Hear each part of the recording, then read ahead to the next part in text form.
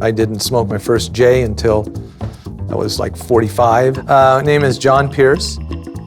There's many ways to reduce particle size. This is what we call a vertical cutting mixer. We have a blade, close this up, come to the extraction room, vessels, biomass to 1500 psi. A refrigeration cycle, a recirculating heating system. This is a liquid CO2 pump, is compressed out. These are called collectors. We have traps, a couple reservoirs, heat exchanger. Now to the bottom is where we collect crude extract. It needs to be refined to remove any water. Rotary evaporator rotates, dripping off. Then what's left is an oil. We need to filter it, remove the solvent. We call this refined cannabis oil. Next step, short path wipe film distillation. Those are wiper blades turning, collects here. So this is the distillate. This is the result. A very high percentage potency THC content, can be 90%. Oh, that looks nice, but we got to know exactly what's in there. THC, THC acid, CBD, CBG, CBC. We'd like to be consistent. Exactly what we say is on the labeling. And to do that, we need this kind of equipment.